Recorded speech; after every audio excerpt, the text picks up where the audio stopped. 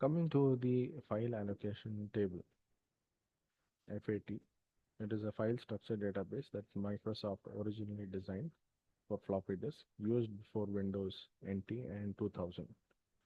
File allocation table database is typically written to a disk outermost track and contains items or description of metadata such as file names, directory names, date and timestamps, the starting cluster number, and the file attributes.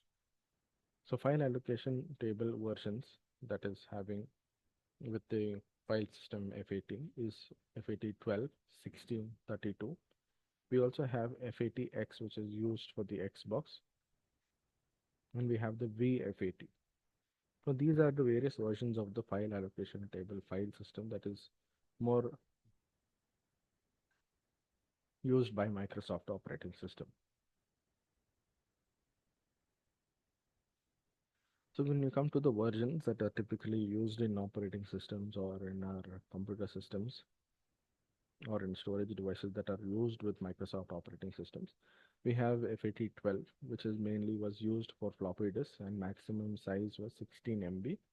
Then we have FAT16, which allows disk size up to 2 GB, and we have FAT32, that is allowing hard disk size up to 2 TB. Right? And the question will arise that if you are using a Windows operating system on your PC, laptop, etc., what is the type of operating or what is the type of file system that is being used? Okay, we can go to that later, but now we can focus on here. When we are looking at the file allocation table, we are going to examine a FAT disk. That means FAT disk means file allocation table configured file system in that disk. The cluster sizes may vary according to the hard disk size and the file system. Okay, so depending upon the drive size, number of sectors are there per cluster, and what is the FAT16 role on in that particular file system. So when you run out of room for an allocated cluster, the operating system will allocate another cluster for your file, which creates more slack space on the disk. Okay, so slack space is the remaining space that is there, which is not occupied by a file or not occupied by data of that file, but then is allocated to a file. So as files grow in a hard disk, it will require more amount of space, and as clusters are assigned and chained together, but may not be continuously found one after the other. So sometimes the chain can be broken or fragmented. Okay, so this is an example of one particular file that we see, and the ProDiscover is a tool that we use for digital forensics, and we see that in the file it is having the clusters, but we can see E9, EA, EB, EC, ED. Okay, so the clusters are not in a chain, right? So they're not continuous, but they're chain clusters because of the increasing file size. So when the operating system stores data in a FAT file system, it assigns a starting cluster position to a file. So data for that particular file is written to the first sector of the first assigned cluster.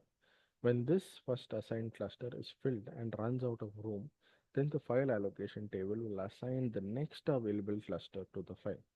If the next available cluster isn't contiguous to the current cluster, then the file will become fragmented. That means it is not found in the continuous.